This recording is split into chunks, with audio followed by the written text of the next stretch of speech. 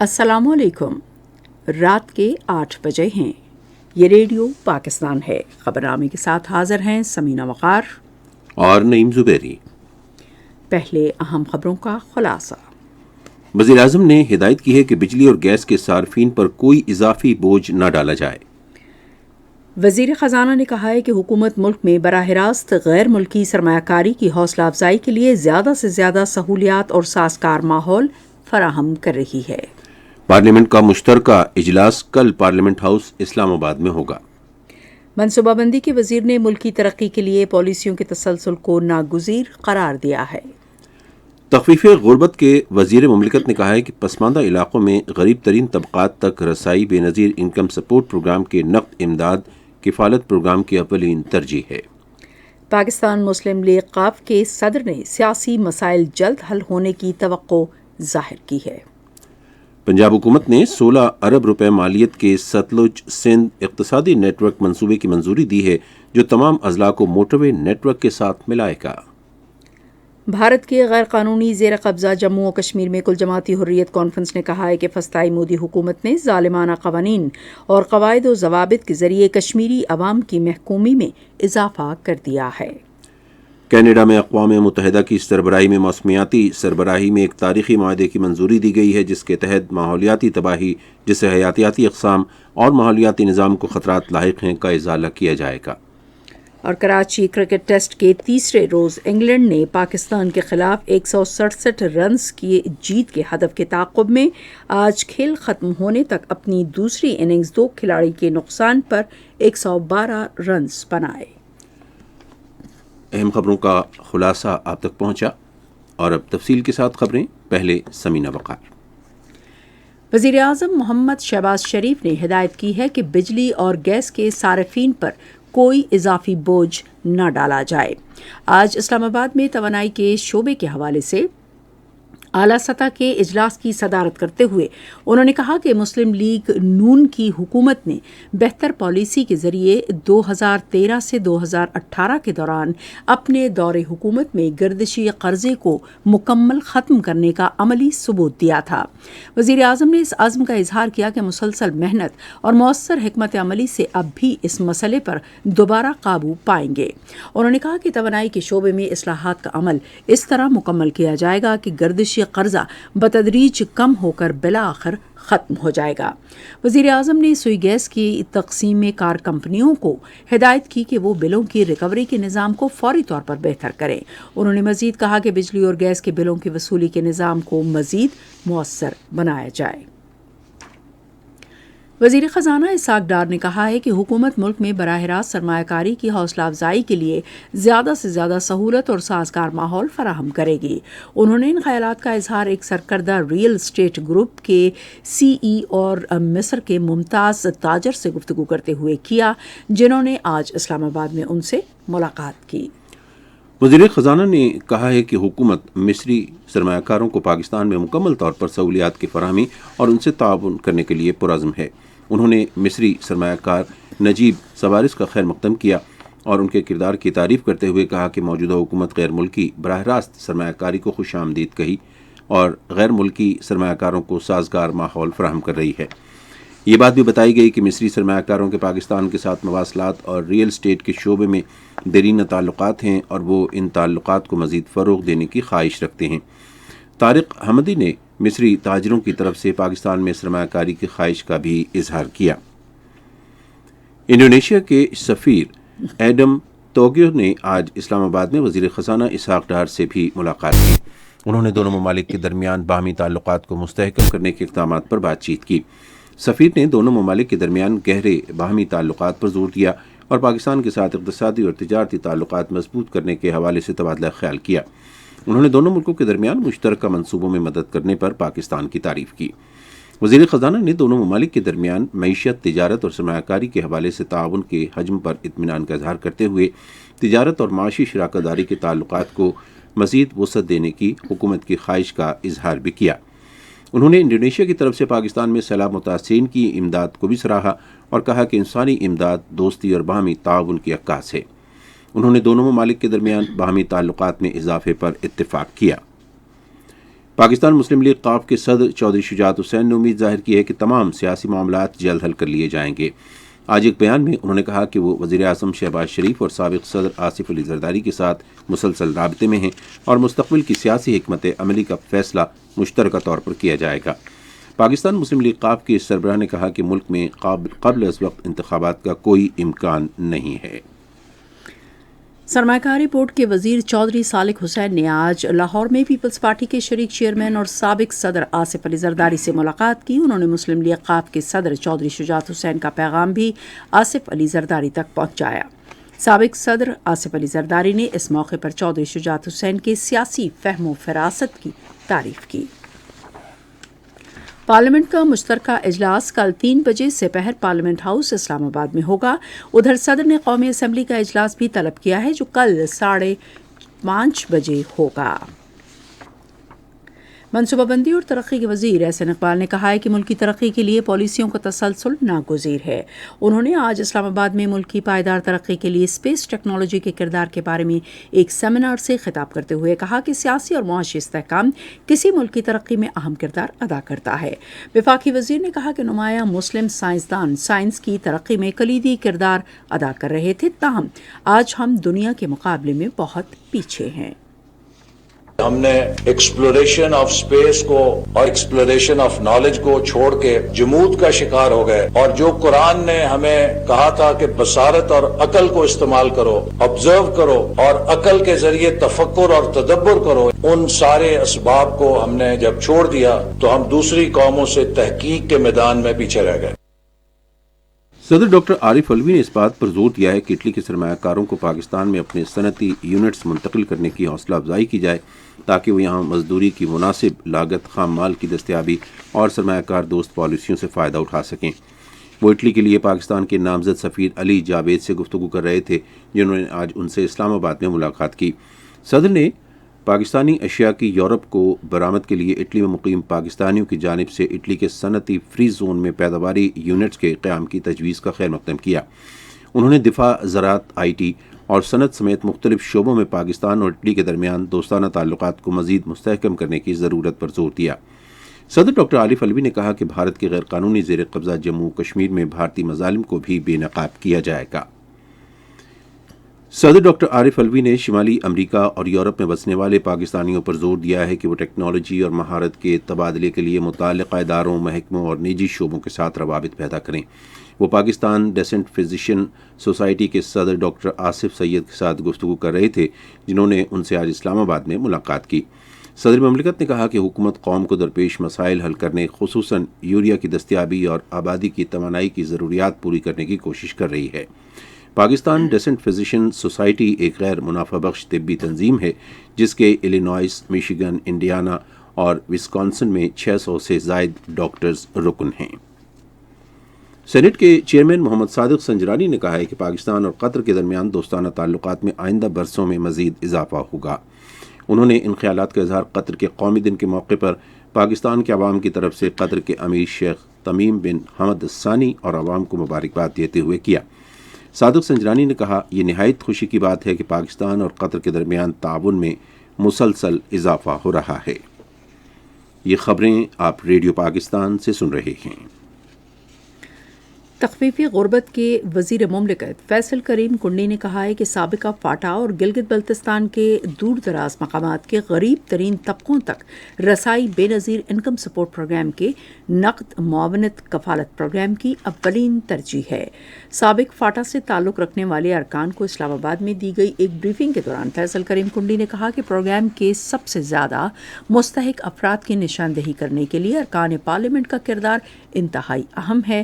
انہوں نے کہا کہ ارکان پارلیمنٹ کو غیر مراد یافتہ خاندانوں کی سماجی بہبود کے اس اہم مقصد میں بھرپور حصہ لینا چاہیے۔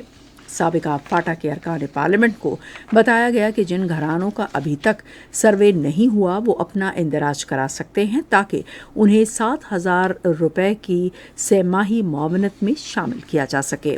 وفد کو بے نظیر انکم سپورٹ پروگرام کے نشو و نما اور انڈر گریجویٹ اسکالرشپ اقدامات کے بارے میں بھی آگاہ کیا گیا۔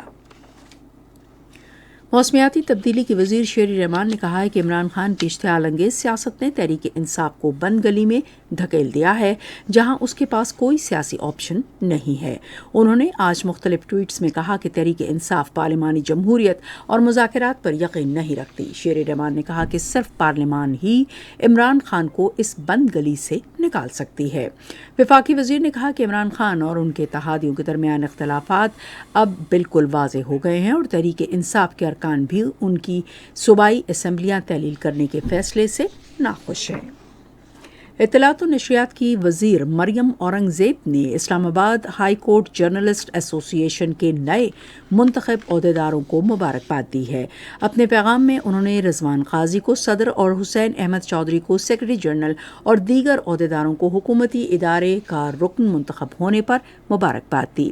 وفاقی وزیر نے توقع ظاہر کی کہ ایسوسی ایشن کے نئے منتخب نمائندے اپنے ساتھی صحافیوں کی توقعات پر پورا اتریں گے۔ ڈاکٹر طلحہ محمد یونس الکشمیری کو عرب ڈیجیٹل میڈیا کا کوارڈینیٹر مقرر کر دیا گیا ہے۔ اس کے علاوہ وقاص محمود ڈیجیٹل میڈیا کے لیے کوارڈینیٹر مقرر کیے گئے ہیں۔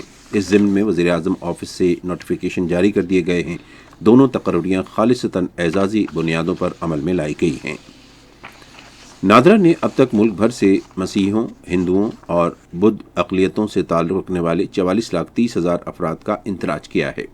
نادرا کے چیئرمین طارق ملک نے یہ بات آج اسلام آباد میں سینیٹر کامران میکائلز کے زیر قیادت ایک وفد سے گفتگو کرتے ہوئے کہی۔ طارق ملک نے کہا کہ قومی، نسلی، لسانی اور مذہبی اقلیتوں کے حقوق پاکستان کے دیگر شہریوں کی طرح ہی اہم ہیں۔ 51 پاکستانی طلبہ امریکی مالی معاونت سے global undergraduate semester exchange program کے تحت ایک سیمسٹر کی تعلیم کے لیے امریکہ روانہ ہو رہے ہیں۔ اس ضمن میں پاکستان میں امریکی تعلیمی فاؤنڈیشن نے اسلام آباد میں 2 روزہ قبل از روانگی سیشن کا انعقاد کیا اور طلبہ کو کیمپس، امریکی ثقافت، ویزا اور سفری لوازمات کے بارے میں آگاہی فراہم کی گئی۔ ان طلبہ کا تعلق پاکستان کے تمام حصوں سے ہے اور یہ 30 سرکاری اور نجی یونیورسٹیوں کی نمائندگی کر رہے ہیں۔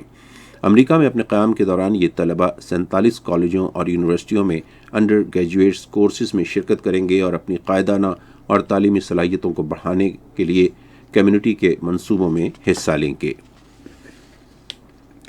وزیر اعلیٰ پنجاب چودھری پرویز الہی نے لاہور میں 160 ارب روپے کی لاگت سے Sutlej Indus economic network منصوبے کے قیام کی منظوری دے دی ہے۔ اجلاس سے خطاب کرتے ہوئے وزیر اعلیٰ نے کہا کہ یہ منصوبہ مختلف مراحل میں مکمل کیا جائے گا اور اس سے کسانوں، تاجروں، صنعت کاروں اور سرمایہ کاروں کی ترقی کے دروازے کھلیں گے۔ انہوں نے کہا کہ پنجاب کے 7 اضلاع قصور، اوکاڑا، پاک پتن، وہاڑی، بھاول نگر، لودھرا اور بھاورپور موٹر ویز جی ٹی روڈز اور انڈر ہائی وے سے منسلک کیا جائے گا۔ انہوں نے کہا کہ اس منصوبے کے تحت 3,000 صنعتی یونٹس اور زرعی مارکیٹوں کو فائدہ ہوگا اور کاروباری سرگرمیاں بڑھیں گی۔ گلگت بلتستان کے گورنر سید مہدی شاہ نے پنجاب کے گورنر محمد بلیغ الرحمان سے آج لاہور میں ملاقات کی۔ اس موقع پر گفتگو کرتے ہوئے پنجاب کے گورنر نے کہا کہ پنجاب کی یونیورسٹیوں میں گلگت بلتستان کے طلبہ کے کوٹے میں اضافے کے لیے کوششیں کی جائیں گی۔ انہوں نے کہا کہ لوگوں کو ریلیف دینا اور ملک میں معاشی استحکام لانا حکومت کی پہلی ترجیح ہے۔ انہوں نے گلگت بلتستان کے لوگوں اور خطے میں جرائم کی کم شرح کو سراہا۔ گورنر بلتستان نے کہا کہ ملک میں سیاحت کے فروغ کے لیے سیاسی اور معاشی استحکام انتہائی اہمیت کا حامل ہے۔ انہوں نے کہا کہ گلگت بلتستان میں غیر ملکی سیاحوں کے لیے بے شمار قدرتی عجائبات ہیں۔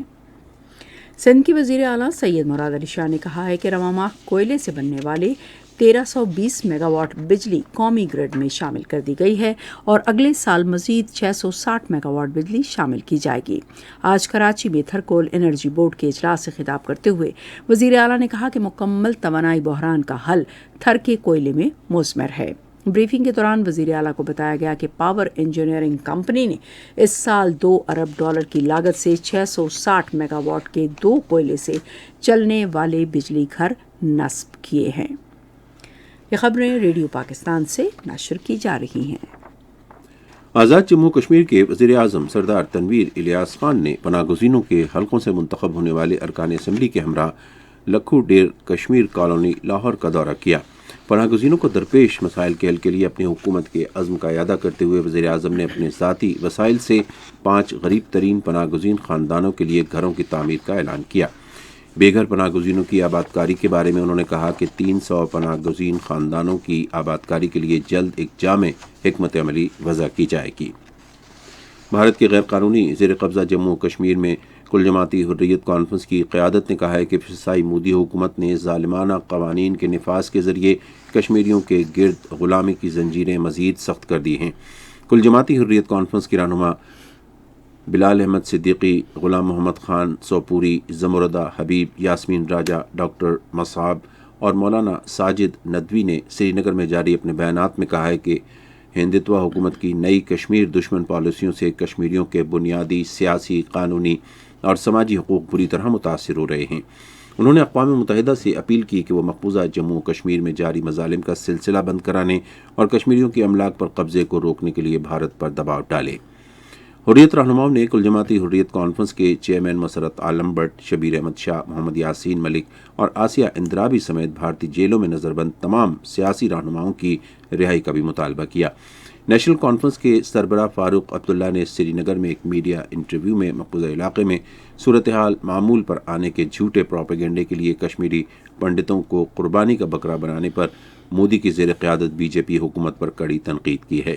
انہوں نے کہا کہ بھارتی حکومت کے مقبوضہ علاقے میں حالات معمول پر آنے کے بلند و بانگ دعوے جموں کشمیر کی سنگین صورتحال سے دھرے کے دھرے رہ گئے ہیں۔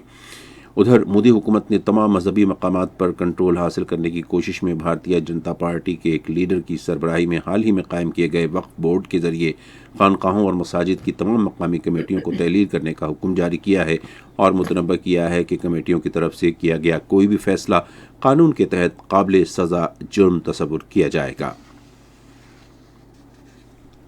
کینیڈا میں اقوام متحدہ کے زیر نگرانی ہونے والی کانفرنس میں ایک تاریخی معاہدے کی منظوری دی گئی ہے جس کے تحت اشروں پر محیط ماحولیاتی تباہی کا ازالہ کرنا ہے، جس سے حیاتیاتی اقسام اور ماحولیاتی نظام کو خطرات لاحق ہے۔ 4 سال تک جاری رہنے والے مذاکرات کے بعد 190 سے زائد ممالک نے چین سے کیے گئے معاہدے پر انحصار کیا، جس کا مقصد زمین، خطے، سمندروں اور حیاتیاتی تنوع کو آلودگی، شکست اور ریخت اور موسمیاتی بحران سے تحفظ فراہم کرنا ہے۔ معاہدے میں 2030 تک زمین کے 30% حصے کو محفوظ بنانے کا عزم کیا گیا ہے اور ترقی پذیر ممالک کے لیے سالانہ حیاتیاتی تحفظ کے لیے $30 ارب مختص کیے گئے ہیں۔ ماہرین ماحولیات نے اس معاہدے کو ایک تاریخی منصوبہ قرار دیا ہے جس میں معاہدہ پیرس کے تحت عالمی حدت کو 1.5 سینٹی گریڈ تک محدود کرنا ہے۔ روس کے صدر ولادیمیر پوٹن علاقائی امور خصوصاً یوکرین جنگ پر تبادلہ خیال کے لیے آج بیلاروس پہنچے۔ بیلاروس کے رہنما الیگزینڈر لوکاشینکو کے ساتھ بات چیت کے لیے یہ 2019 کے بعد ان کا منسک کا یہ پہلا دورہ ہے۔ دونوں ملکوں نے بیلاروس میں افواج کا مشترکہ علاقائی یونٹ قائم کیا ہے اور متعدد بار مشترکہ مشقیں منعقد کی ہیں۔ 3 روسی جنگی طیارے اور ایک ایسا طیارہ جس پر پیشگی وارننگ اور کنٹرول کا نظام نصب ہے گزشتہ ہفتے بیلاروس میں تعینات کیے گئے تھے۔ روس نے آج یوکرین کے دارالحکومت کیو کے ارد گرد اہم تنصیبات کو ڈرون حملے میں نشانہ بنایا۔ کیو کے میئر نے کہا کہ شہر پر حملوں میں کوئی ہلاک یا زخمی نہیں ہوا ہے۔ ادھر روس نے یوکرین کے ساتھ سرحدی علاقے بیلگراڈ میں امریکی میزائل مار گرائے ہیں۔ روسی وزارت دفاع نے ایک بیان میں کہا ہے کہ یہ 4 امریکی ہارم لیزر میزائل تھے جنہوں نے ایک شخص کو ہلاک اور متعدد کو زخمی کیا تھا۔ روس نے رواں ہفتے چین کے ساتھی بحری مشقیں کرنے کا اعلان کیا ہے۔ ایک بیان میں روسی وزارت دفاع نے کہا ہے کہ ان مشقوں کا مقصد دونوں ملکوں کے درمیان بحری تعاون کو مستحکم کرنا ہے اور یہ چین کے مشرقی سمندر میں ہوں گے۔ ملائیشیا کے وزیر اعظم انور ابراہیم نے گزشتہ ماہ انتخابات کے بعد پارلیمنٹ سے اعتماد کا ووٹ حاصل کر لیا ہے۔ انور ابراہیم نے اپنے سیاسی حریف محی الدین یاسین کی عدم اعتماد کی تحریک پر اپنی اکثریت ثابت کرنے کے لیے پارلیمنٹ کا اجلاس طلب کیا تھا۔ اراکین نے بول کر انور ابراہیم کے حق میں ووٹ دیا۔ تھائی لینڈ کے خلیج میں طوفان کے دوران تھائی بحریہ کے 100 سے زائد اہلکاروں کو لانے والا جنگی بحری جہاز الٹنے کے بعد تھائی بحریہ کے 31 اہلکار لاپتہ ہو گئے۔ جنگی بحری جہاز گزشتہ رات کنٹرول کرنے میں پانی بھر جانے کی بعد ڈوبا۔ بحریہ کے ترجمان کے مطابق عملے کے 75 افراد کو بچا لیا گیا ہے۔ آپ سن رہے ہیں ریڈیو خبرنامہ اور اب پیش ہیں کھیلوں کی خبریں۔ کھیلوں کی خبروں میں سب سے پہلے کرکٹ۔ کراچی کرکٹ ٹیسٹ کے تیسرے دن پاکستان کے خلاف جیتنے کے ہدف 167 رنز کے تعاقب میں انگلینڈ نے آج کھیل ختم ہونے تک اپنی دوسری اننگز میں 112 رنز بنائے اور اس کے 2 کھلاڑی آؤٹ ہوئے تھے۔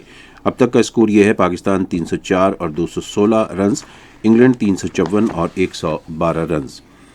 بابر اعظم انگلینڈ کے خلاف جاری تیسرے ٹیسٹ میچ میں بہترین کارکردگی کے ساتھ 6 سال میں ٹیسٹ میچ میں 1000 رنز بنانے والے پہلے پاکستانی کھلاڑی بن گئے ہیں۔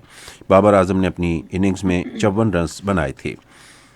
18 سالہ اسپنر ریحان احمد نے انگلینڈ کے خلاف اپنے کیریئر کے آغاز پر 5 وکٹیں حاصل کرنے والے سب سے کم عمر کھلاڑی بن گئے ہیں۔ ریحان احمد نے تیسرے ٹیسٹ میچ کی دوسری اننگز میں 48 رنز کے عوض 5 وکٹیں حاصل کیں۔ رات قطر میں عالمی کپ فٹ بال ٹورنامنٹ کے فائنل میں ارجنٹائن سنسنی خیز مقابلے کے بعد دفاعی چیمپئن فرانس کو پینلٹی ککس پر 2 کے مقابلے میں 4 گول سے شکست دے کر فٹ بال کا عالمی چیمپئن بن گیا۔ 3 روزہ قومی شہداء شوٹنگ مقابلہ آج اسلام آباد میں شروع ہوا۔ آزاد جموں کشمیر اور گلگت بلتستان سمیت ملک بھر سے 10 ٹیمیں اس مقابلے میں حصہ لے رہی ہیں۔ 8واں Begum Kulsoom Khan national ranking tennis tournament Pakistan tennis federation complex Islamabad میں آج شروع ہوا۔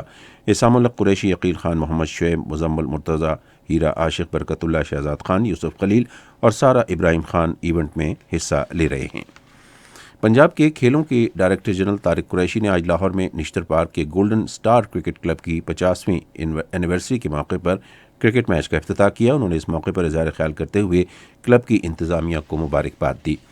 کراچی میٹروپولیٹن کارپوریشن نے اپنی کرکٹ، ہاکی اور فٹ بال ٹیموں کی صلاحیتوں کو سامنے لانے کے لیے ٹیموں کی بحالی کا اعلان کیا ہے۔ یہ بات KMC انتظامیہ کے اجلاس میں کہی گئی۔ انہوں نے کہا کہ وہ اب مختلف کھیلوں کی باقاعدہ ٹیمیں تشکیل دیں گے۔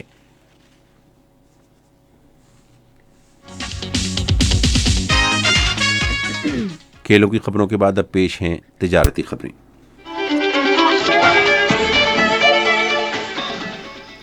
Pakistan business forum Balochistan chapter کے چیئرمین دارو خانہ چکزئی نے کہا ہے کہ صوبے نے تیل، گیس، کوئلہ، سونا اور تانبا سمیت قدرتی ذخائر پر خصوصی توجہ دی ہے اور اس سے تجارتی اور اقتصادی سرگرمیوں کے لیے وسطی ایشیائی ملکوں اور بحر ہند کے دوسرے کئی ملکوں کے ساتھ ملک کے اہم رابطے کا ذریعہ ملا ہے۔ چمن ایوان صنعت و تجارت کے ارکان سے خطاب کرتے ہوئے انہوں نے کہا کہ جنرل سید عاصم منیر کی بری فوج کے سربراہ کا عہدہ سنبھالنے کے بعد اہم مقامات کے دورے ان کی ترجیحات کو ظاہر کرتے ہیں اور ملک میں امن و سلامتی برقرار رکھنے کی کوششیں ہیں۔ کوئٹہ اور تربت کے دورے کے دوران بری فوج کے سربراہ نے زور دیا کہ بلوچستان کی سماجی اور معاشی ترقی کے لیے پرامن ماحول کو یقینی بناتے ہوئے اس کے عوام کے تحفظ کے لیے ہر کوشش کی جائے۔ پاکستان میں بلغاریہ کی سفیر نے کہا ہے کہ دونوں ملکوں کو تجارتی توازن پر توجہ دینی چاہیے کیونکہ موجودہ تجارتی حجم اس کی صلاحیت کے مطابق نہیں ہے۔ آج سیالکوٹ ایوان صنعت و تجارت میں تاجر برادری سے خطاب کرتے ہوئے انہوں نے کہا کہ بلغاریہ اہم جغرافیائی محل وقوع پر واقع ہے جس نے اسے یورپی منڈی میں داخلے کا اہم مرکز بنا دیا ہے۔ انہوں نے کہا کہ بلغاریہ GSP+ حیثیت دوبارہ حاصل کرنے کے لیے پاکستان کی حمایت کرے گا۔ انہوں نے سیالکوٹ ایوان صنعت و تجارت سے درخواست کی کہ واحد ملک کی نمائش کے لیے تجاویز ارسال کی جائیں جو سہولت کے لیے بلغاریہ کے ایوان صنعت و تجارت کو بھیجی جائیں۔ ملک سے روپے میں برآمدات رواں مالی سال کے پہلے 5 ماہ میں گزشتہ برس کے اسی عرصے کے مقابلے میں 28.43% بڑھی ہیں۔ پاکستان ادارہ شماریات کی رپورٹ کے مطابق جولائی سے نومبر کے دوران برآمدات 26.61 روپے سے زائد ریکارڈ کی گئیں۔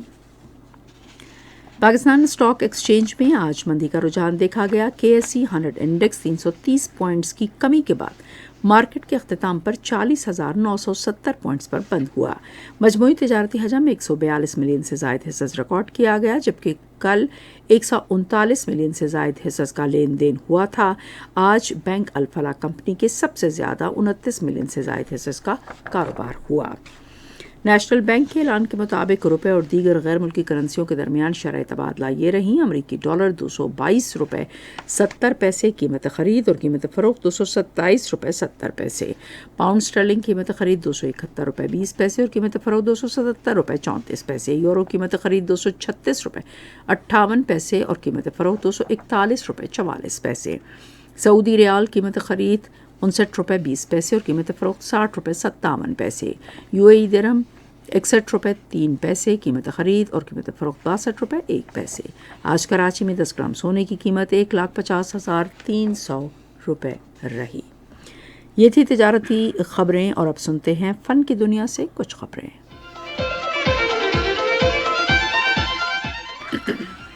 ماہ نو ساغر صدیقی اور پروین شاکر ایڈیشنز کی ابتدائی تقریب آج گورنر ہاؤس لاہور میں منعقد ہوئی۔ تقریب کا اہتمام directorate of electronic media and publications نے کیا تھا۔ اس موقع پر گفتگو کرتے ہوئے گورنر پنجاب محمد بلیغ الرحمان نے کہا کہ ساغر صدیقی اور پروین شاکر اردو ادب کا اثاثہ ہیں۔ انہوں نے کہا کہ ساغر صدیقی اور پروین شاکر نے اردو ادب کے لیے شاندار خدمات انجام دی ہیں اور آج کی تقریب کے انعقاد کا مقصد ان شعراء کو خراج عقیدت پیش کرنا ہے۔ انہوں نے ایسے ایڈیشنز کی اشاعت پر ڈی ای ایم پی کے کردار کو بھی سراہا۔ Pakistan national council of arts میں 2 روزہ ڈرامہ فیسٹیول تماشا 2022 جاری ہے۔ فیسٹیول میں یونیورسٹی طلباء اور مختلف تھیٹر گروپس کے لکھے ڈرامے پیش کیے جا رہے ہیں۔ فیسٹیول کا انعقاد قائدین drama club, Quaid Azam university اسلام آباد، کالجز اور نوجوانوں کے مختلف گروپوں کے اشتراک سے کیا گیا ہے۔ ڈراموں کے علاوہ طنز و مزاح سے بھرپور پروگرام اور پاکستان کے مختلف علاقوں کے طلباء کے علاقائی رقص بھی فیسٹیول کا حصہ ہیں۔ Pakistan national council of arts کے زیر اہتمام کل تصویری نمائش کا انعقاد کیا جائے گا۔ نمائش کا مقصد سیلاب زدگان کے لیے فنڈز اکٹھے کرنا ہے۔ نمائش میں پاکستان بھر سے فوٹوگرافرز کا کام پیش کیا جائے گا، جس میں پاکستان کے قدرتی حسن کو زیادہ سے زیادہ اجاگر کرنے کی کوشش کی گئی ہے۔ اور اب کچھ خبریں سائنس کی دنیا کے حوالے سے۔ چین نے خلا میں لانگ مارچ 2 راکٹ بھیج دیا۔ چین نے جنوب مغرب میں واقع شی چانگ سیٹلائٹ لانچ سینٹر سے شیان A21 سیٹلائٹ مدار میں بھیجا۔ شیان کا مطلب چینی زبان میں تجربہ ہے۔ اس سیٹلائٹس کو خلائی ماحول کی نگرانی کے لیے استعمال کیا جائے گا۔ یہ لانگ مارچ سیریز کے راکٹوں کا 456واں فلائٹ مشن تھا۔ میک اپ کی تمام اشیاء میں لپسٹک پر جراثیم اور بیکٹیریا منتقل ہونے کا سب سے بڑا خطرہ ہوتا ہے۔ اب اس میں کرینبیری سے نکالا گیا ایک جز ملایا گیا ہے جو لپسٹک پر جراثیم، بیکٹیریا یا وائرس جمع نہیں ہونے دیتا۔ سائنسدانوں نے ایک قسم کا مکھن، وٹامن ای، پرو وٹامن B5 اور ایووکاڈو تیل بھی شامل کیا ہے۔ اب کرینبیری والی لپسٹک والی کریم پر مختلف اقسام کے جراثیم، بیکٹیریا اور وائرس ڈالے گئے اور وہ 1 منٹ کے بعد ہی فنا ہو کر غائب ہو گئے۔ چینی ماہرین نے سمندری پانی سے ہائیڈروجن اور لیتھیم الگ کرنے والا ایک جدید نظام بنایا ہے جس کا کامیاب آزمائشی تجربہ کیا گیا۔ نیچانگ ٹیک یونیورسٹی کے ماہرین نے ایک جدید الیکٹرولائٹس بنایا ہے جو میٹھے پانی کی بجائے کھارے پانی سے ہائیڈروجن اور لیتھیم الگ کر سکتا ہے۔ اس سے قبل میٹھا پانی ہی اس کام کے لیے درکار تھا اور اب بہت توانائی صرف ہوتی تھی۔ یہ تھی سائنس کی دنیا سے کچھ خبریں۔ اور اب موسم کی تازہ ترین صورتحال جانتے ہیں ماہر موسمیات عمران احمد صدیقی سے۔ گزشتہ 24 گھنٹوں کے دوران ملک کے بیشتر علاقوں میں موسم خشک اور سرد رہا، جبکہ گلگت بلتستان اور شمالی بلوچستان میں رات اور صبح کے اوقات میں موسم شدید سرد رہا۔ پنجاب کے بعض میدانی علاقے دھند کی لپیٹ میں رہے۔ آج ملک میں سب سے کم درجہ حرارت لے میں -10 ڈگری سینٹی گریڈ ریکارڈ کیا گیا، جبکہ اسکردو میں -9، زیارت اور گوپس میں -6، اسلام آباد میں 3، مری میں 1، لاہور میں 6، کراچی میں 13، پشاور میں 3، کوئٹہ میں -2، مظفر آباد میں 4، گلگت میں -5 اور سری نگر میں -3 ڈگری سینٹی گریڈ ریکارڈ کیا گیا۔ آئندہ 24 گھنٹوں کے دوران ملک کے بیشتر علاقوں میں موسم سرد اور خشک، جبکہ شمالی علاقوں اور شمالی بلوچستان میں شدید سرد رہے گا۔ پنجاب، خیبر پختونخوا کے میدانی علاقوں اور بالائی سندھ میں رات اور صبح کے اوقات میں شدید دھند پڑنے کی توقع ہے۔ اس کے علاوہ خطہ پوٹوہار میں صبح کے اوقات میں چند مقامات پر کوہرا پڑنے کا بھی امکان ہے۔ خبرنامہ ختم کرنے سے پہلے اہم خبروں کا خلاصہ ایک بار پھر۔ وزیر اعظم نے ہدایت کی ہے کہ بجلی اور گیس کے صارفین پر کوئی اضافی بوجھ نہ ڈالا جائے۔ وزیر خزانہ نے کہا ہے کہ حکومت ملک میں براہ راست غیر ملکی سرمایہ کاری کی حوصلہ افزائی کے لیے زیادہ سے زیادہ سہولیات اور سازگار ماحول فراہم کر رہی ہے۔ پارلیمنٹ کا مشترکہ اجلاس کل پارلیمنٹ ہاؤس اسلام آباد میں ہوگا۔ خبرنامہ آپ نے سنا۔ پینل انجینئر تھے محمد وسیم، سپروائزر شعبہ اردو شبنم بٹ، مدیر ہوم ڈیسک عبدالحمید ملک، مدیر فورن ڈیسک فریحہ حسن، مدیر کھیل کی خبریں مقدس رؤف، مدیر تجارتی سائنس اور فن کی خبریں محمد رضوان خان، مدیر اعلیٰ رانا غلام مصطفیٰ، نگران اعلیٰ امان اللہ سپرا۔ پیشکش شعبہ خبر ریڈیو پاکستان۔ مزید خبروں اور تجزیوں کے لیے ہماری ویب سائٹ ہے radio.gov.pk اور آپ ریڈیو پاکستان کے آفیشیل فیس بک پیج ریڈیو پاکستان نیوز پر خبرنامے کی براہ راست ویڈیو سٹریمنگ بھی ملاحظہ کر سکتے ہیں۔ اسی کے ساتھ سمینہ وقار اور نعیم زبیری کو اجازت دیجیے۔ اللہ نگہبان۔